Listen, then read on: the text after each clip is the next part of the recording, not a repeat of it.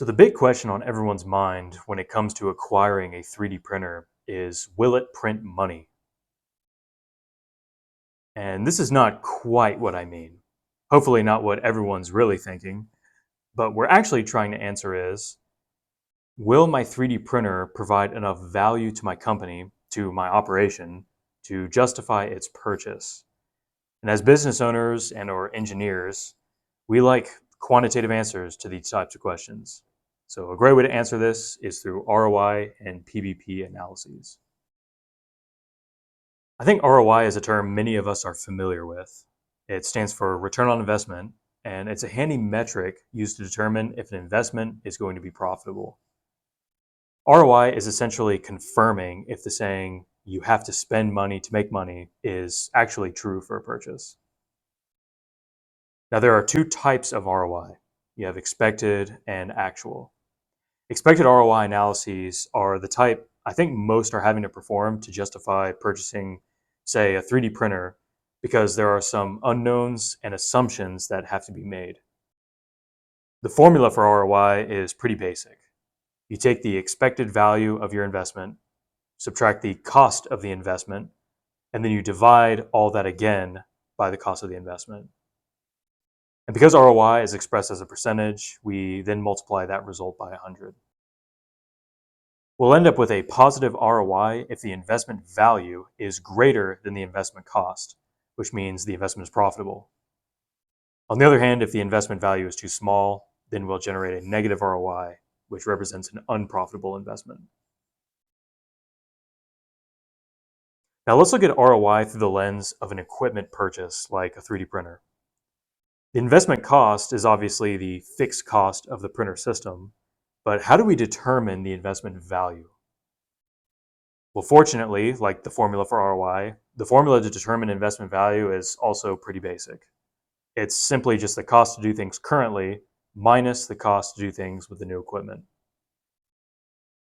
Now, to maintain simplicity, I find these costs are easiest to determine on a per part basis. So from here, we get savings per part. Now, ROI is a bit limited because its raw formula does not account for time, but we can factor this in by multiplying our savings per part by the number of parts we need per your preferred length of time. If you're not sure what length of time to consider, yearly is probably a good place to start. And I mean, that's all there is to it. Really, the only hard part of this whole process is just staying thorough with all the different costs. So let's take a look at an example to put theory into practice. In this example, we're going to determine if softjaw manufacturing should be done with a 3D printer or to just rely on a CNC operation like we do currently. The 3D printer we're thinking about buying here is a Markforged composite FDM unit, although we're not really sure if we should go desktop or industrial. So hopefully this ROI analysis will kind of help us answer that. That being said though, the perks of the industrial printer are definitely pushing us more in that direction. Anyway, let's jump right in. But first, where do we start? If we take a look at our formula again, investment cost is easy to determine, but I remember the investment value having a bit more complexity. I like to get the hard stuff knocked out first, so let's start there. Since I'm familiar with my own operation, let's first calculate the cost to CNC our soft jaws.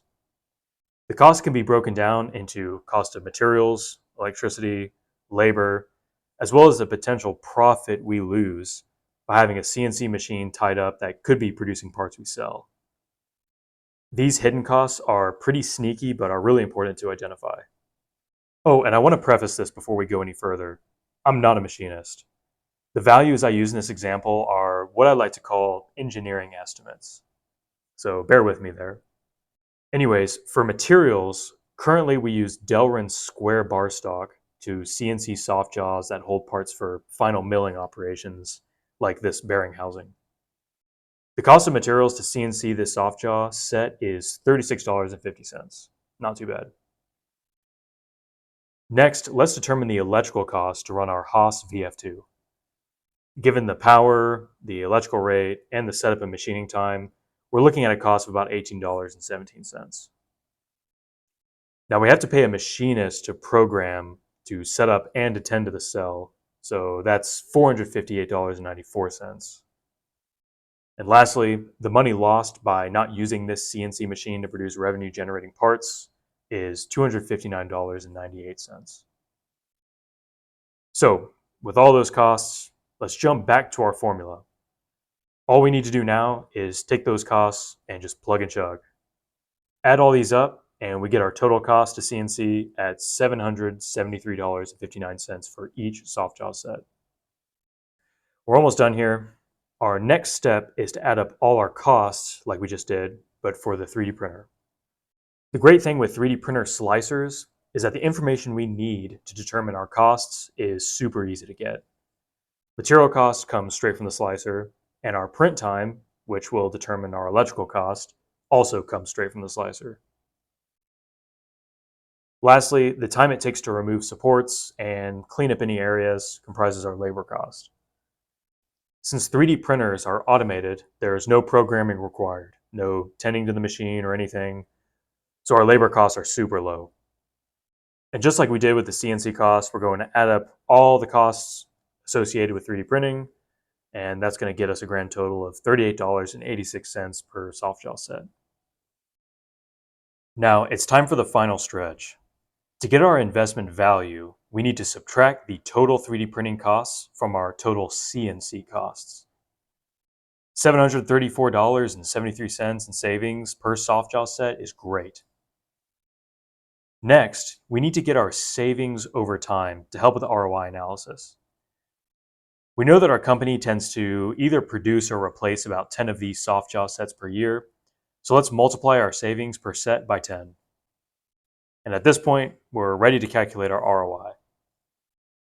Now, if you recall back towards the beginning of this example, we weren't sure if desktop or industrial would be best for this application.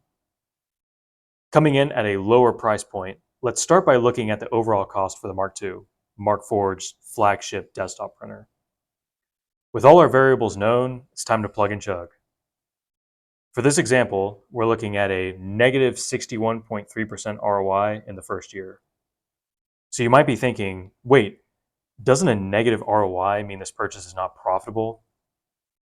Well, that leads us into the next justification tool called PVP. PVP stands for payback period and is the amount of time it takes to break even on an investment. And the simplicity continues because PVP's formula uses the same variables as ROIs. From this, you can start to understand why calculating ROI over time is useful. It makes calculating PVP even easier. Now, when most people want to determine a purchase's ROI, 9 times out of 10, it's PVP that they're actually interested in. So going back to our example, we can divide our investment cost by the investment value we determined earlier to yield a payback period of 2.6 years. At 2.6 years, this Mark II 3D printer will have paid for itself. This is reasonable. Most companies will consider an equipment purchase justified if the expected PVP is between 2 to 3 years. I mean, it's pretty rare for equipment to pay for itself in the first year anyway. Another way to look at PVP is it is the point at which ROI is 0. When we exceed the PVP, ROI becomes positive and we enter the green. Now, we saw that implementing a Mark II in-house was going to be justifiable, but remember, we really would like that industrial printer. After all, it's bigger, it's faster, and smarter. However, its higher price tag is going to be hard to justify for this one application. So how can we increase our ROI and reduce our PVP? We can do this by seeking out more applications. This will then help increase our investment value. So we ended up finding another application. We sell a part that uses custom hardware. So this requires a bespoke wrench that we machine from 6061 aluminum. Alternatively, we can 3D print this wrench using onyx and carbon fiber. This pairing of materials actually yields equivalent stiffness to 6061 aluminum. It's really strong stuff. Setting out 250 of these wrenches every year, you can already see an almost $100,000 difference between the two methods. at a $75,000 all-in cost to procure an X7 Markforged flagship industrial printer, this ROI looks really promising. So going through the motions with our formula, we're looking at a 33.3% ROI. Another way to look at this is for every dollar we spend, we're getting $1.33 in return. So we're definitely making money by spending money. Now let's calculate our PVP. Since we've determined our ROI, we just reuse the same values. It's really nice and easy. Divide our investment cost by our investment value per year to get a payback period of only 9 months. I mean, that's all the justification I need. And it was all the justification Saint-Gobain needed. They ended up identifying an application that could be printed on an X7, and they ended up achieving 86% cost savings and saved 90 days on lead time. Not only was their customer able to get up and running quicker, but they achieved an ROI in only 6 months. Man, I thought 9 months couldn't be beat. We can even go a step further. If we combine the investment values of this wrench application and the SoftJaws, we can boost our ROI up nearly 10% and reduce our PVP by over half a month. So there you go. By identifying a few applications, the value a 3D printer can bring to your operation goes up considerably. And if you're not sure about valid 3D printing applications, reach out to us. We'd love to help you out with this. So, in summary, the justifications of bringing Markforged composite printers in-house are the ability to produce high strength to weight ratio, continuous fiber reinforced composite parts at a very low cost. Also, the range of materials for most factory floor support applications, whether it's high strength or something simple like looks like, feels like prototyping, as well as a very intuitive, vertically integrated ecosystem paired with an incredibly thorough, one-stop shop training platform that is Markforged University, as well as one of the most accurate, repeatable FDM setups on the market. All of these help contribute to high investment value. Now, in these next few sections, instead of boring you all with repetitive examples, Bryce and I are just going to break down the costs and justification for our SLA, SLS, and MetalX printers. Starting with the Formlabs SLA, or resin printers, let's focus on the investment value portion of our ROI equation. More specifically, the cost to do things with the SLA printer. The primary costs with this system are the resin that goes into producing the part, electrical cost for the printer, wash, and cure, the cost of the uncured resin that gets washed away, the cost that will go towards having to replace the alcohol in the wash, along with your labor cost, which involves mostly moving parts to each machine and removing supports. One thing you'll notice with this, and in the last example, was no maintenance costs for the 3D printers. First, I wasn't really sure how best to estimate this with the CNC machining. As I said, I'm not a machinist. So I decided to leave it off for both. The other reason, though, is because the printers are very low maintenance. And by the way, we did factor in the cost of a coverage plan into the all-in cost of the printer, so I guess it kind of balances things out.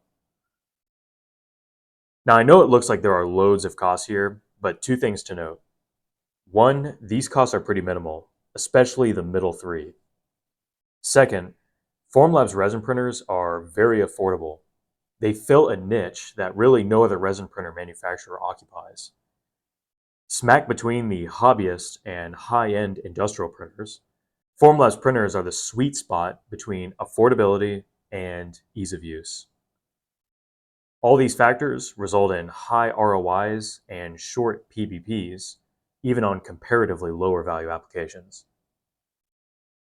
Now, I do want to run through a very quick example, and one that's very common. Should I continue outsourcing my 3D printing or purchase a printer to do it myself? For this example, we use 3D printing to prototype bottles, typically 10 per year at an average of 3 iterations per bottle to get it just right. From the breakdown, our cost per part difference is about $3,400. Calculating our ROI as before, this time using the Form 4 as our printer of choice, we get minus 54.5% in the first year, and from that, our PVP is 2.2 years. This seems good, but what about that lead time for outsourcing? With our outsourced vendor, we're looking at 6 days to get our part delivered. With a Form 4, we can get a part in under 5 hours. So, what is the cost of delay? Well, with the Form 4's printing technology, duplicates take no extra time to print. So 4.8 hours to print 1 bottle or 3. With that in mind, we can print 6 bottles in a single business day. That means 36 bottles could be produced in the time it takes us to get 1. Faster iteration means faster time to final design, which means faster time to market.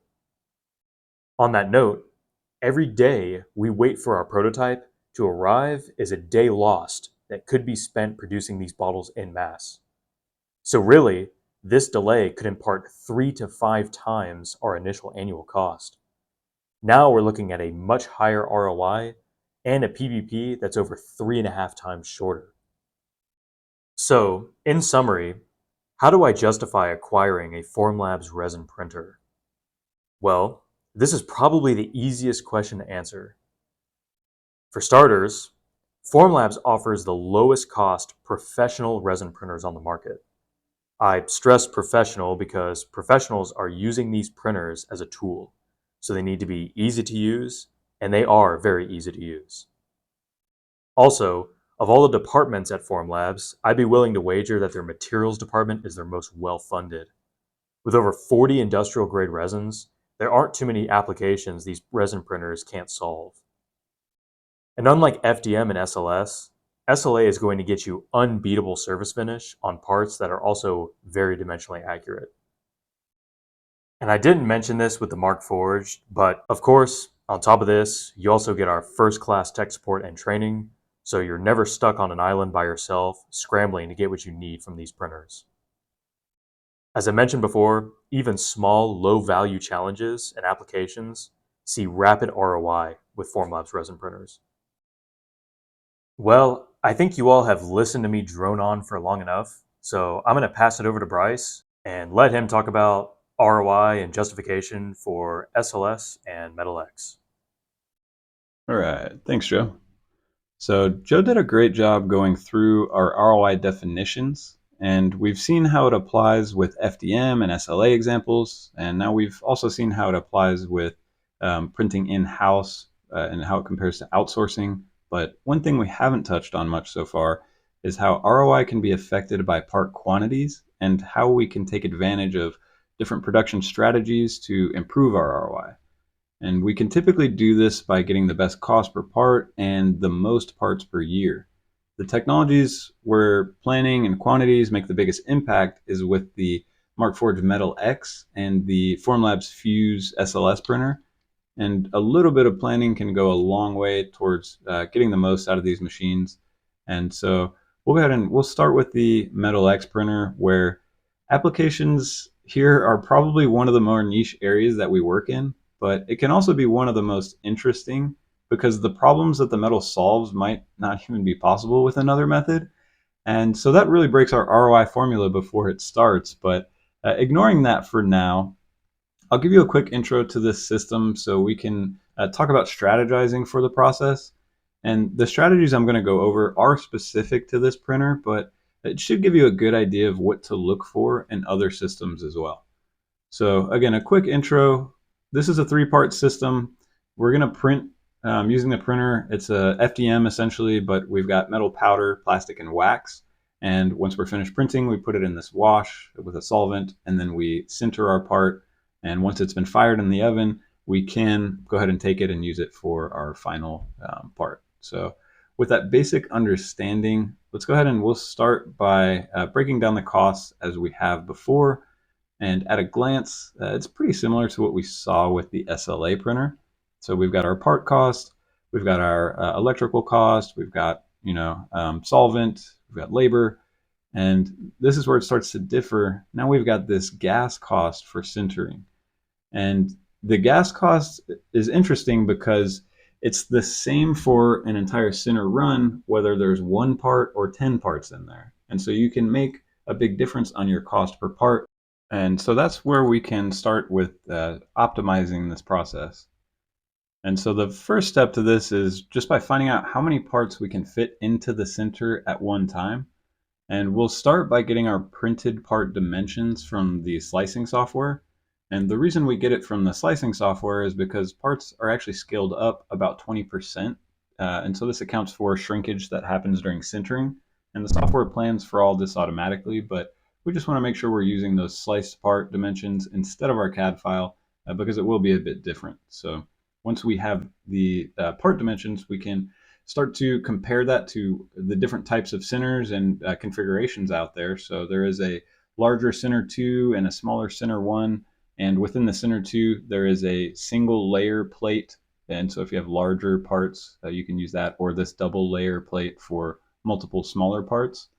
And as Joe mentioned earlier, this is a good place to look for additional applications because the sinter cycle, again, is the same whether it's one part or 10 parts, but any of those parts can be different as well. It doesn't depend on any sort of geometry or anything like that. The only limitation is you can't sinter different materials at the same time. So you wouldn't want to do copper and Inconel, for example, at the same time. But if you have other applications, aka different part geometries, it can make filling up the sinter easier because you have additional parts to take up those little gaps. So it just makes your Tetris game a little bit easier as you're going through. And so there is one more trick here, and that's actually to combine your parts in CAD to reduce raft space. And that might sound a bit odd at first, but most parts for the metal are going to print on a raft. And so what we see in this right-hand picture here is our part is actually from this chisel forward. And the reason we use this raft that it's sitting on is because first, we want our parts to shrink uniformly in the sinter. And so that gives it a nice flat bottom part to slide across the center. And then second, we have these supports underneath our part, and the supports have to travel with the part through the printing, wash, and sintering processes. So once it's finished sintering, the part will come right off of these. There's a interface between them that turns to powder during sintering. So you can still get your part off, but the main thing about the rafts is they can take up a decent amount of space, especially when it's something curved like this. The raft goes all the way, across down here. So if we were to instead in CAD add a second part right here, right next to it, we can get them much closer than we could if they were on two separate rafts. So that helps us get the most parts that we can in a sinter run. But what about when we're talking how many parts can we get out per year?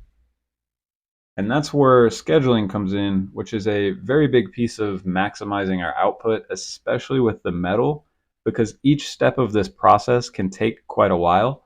Our prints can take up to 5 days. They're typically less than that, but it can take quite a while in for certain parts. And then washing is a couple of hours for washing and drying, and then our sinter is about 28 hours. And so we can use the slicing software on the front end to come up with our print, wash, and sinter times before we have to go through it all. But once we have that data in hand, we want to start building out a schedule, and we can come up with a realistic number of parts produced per year. And in these higher volume scenarios, the printer is usually the biggest bottleneck, and you'll end up waiting on the printer so you can fully fill the sinter with parts. So many customers opt for multiple printers, and that way you can have them all sort of keeping up with each other. And that's actually what you'll see in this example here. So you can lay things out in Excel and start to schedule things. And it typically will want to leave a few buffers in place just to be realistic and account for machine downtime for maintenance or holidays, power loss, whatever it may be. But we can come up with a reasonable number of parts that are producible within a year with our system this way. And just to sort of show the impact of how these can make a difference, let's look at a quick example. And Joe has already done a great job with a deep dive on these calculations, so I will spare you the details and the math this time around, and we'll just use a couple of round numbers. What we're looking at here isn't so much the ROI itself, but how much that ROI is improved by optimizing the processes. And so for this example, we'll say the original manufacturing method was $300. And so going forward from there, let's say we were able to get pretty creative with packing the sinter, and we were able to get 2 extra parts in there. So maybe we could fit multiple parts on one raft or something like that. And then we'll say we were able to get more sinter runs, maybe one extra sinter run per month, just by scheduling things out and planning ahead. And so we were able to go from 4 to 5 sinter runs in a month. And so you can start to see how much of a difference these things make and how much more you're saving per year versus your older method.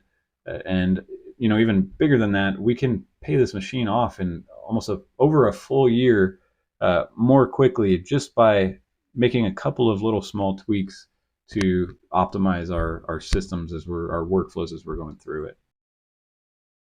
So that also goes into the fuse, but everything we've looked at so far is comparing 3D printing to CNC machining, and that's where things start to get a bit different for the fuse, because those lower volumes work great for printing and for CNC, but things start to get a little tricky when we scale up the number of parts we need. And getting more printers or optimizing our outputs can help, but as you keep scaling, there are better options, like injection molding. And when we're talking hundreds of thousands or millions of plastic parts per year, the injection molding process is an obvious choice. But what about where we're in between that and we need, maybe tens of thousands of parts per year? The material cost of injection molding, it might be very cheap per part, but the setup cost is very high typically for these. We have to come up with, a custom machined mold for each different part. And that gets a little tricky if you need multiple parts because you need multiple molds. So it can get very expensive. And then on top of that, we have some design constraints for injection molding. We need to add draft angles and parting lines, multiple different things that we have to keep into account as we're designing our parts. When we compare that to the fuse and SLS printing, the fuse can produce hundreds of parts, no problem. And the best part about it is it's got a consistently low cost per part because we don't have to make these molds and then distribute the cost of the mold, across these different parts. So there's also very little setup. Again, we don't need a mold, but we also don't have to be taking a machine apart and adding that mold in. We can print, multiple parts at the same time, different parts, different variations of a part, all at the same time in the same print. And then one of the best parts about it is that there are very few design constraints for the fuse. And when you look at FDM or SLA examples, we've got to fight against overhangs and we're going to have supports underneath our parts. But when it comes to the fuse, that all goes away. We can get away with some really, really impressive geometries. And I think it's one of the most interesting systems because of that. And we actually just did a full webinar where we talked about making the most of this system and maximizing the part outputs, minimizing cost per year. And so I'll spare you the details here, but we can share a YouTube link for it if you are interested. And it just covers how the system works, packing densities and plastic powder recycling rates and all that. But one thing we didn't really touch on in that webinar was ROI. And so here's a great opportunity to do that by just showing an example of a fuse situation versus injection molding, just to drive home how this can be applied to other things aside from CNC machining. And so in our example here, we've got a thermometer enclosure. Let's say we need about 330 of these parts, as quickly as possible. And so when we see numbers like that, we typically rule out our other printing methods, but 330 is no problem for the fuse. And if we were to look at injection molding this part, we've got at least 2 weeks of lead time. And we've got this expensive mold we have to machine. And because there's not that many parts, creating that mold makes the total cost per part pretty expensive at $15 each. But when it comes to the fuse, we've got maybe an hour's worth of labor. We'll pay our guy pretty well at $30 an hour. And that's to set it up in the software and to shift the parts through the different parts in the post-processing. And our cost per part is significantly below at $2.86. So even if this scales up, so even if we were talking maybe 1,000 parts and we needed them very quickly, one of the good things about the fuse is the post-processing machines can actually support multiple printers. And so we've got our powder recycling and our automated media blaster. Both of those can support multiple printers, and we can, again, get up to a couple of thousand. In this case, the cost per part between injection molding and SLS evens out at about 2,200 parts or in about 7 weeks. And the minute we design a new mold, though, that sort of changes because now all of a sudden our cost per part for injection molding goes up again. So if you can constantly find yourself in situations like this with these lower volumes, even if we call it one time per month, you can end up with an ROI of 20%, and the machine has paid for itself within a year and a quarter. So it's a pretty cool option if you're looking at these higher volumes.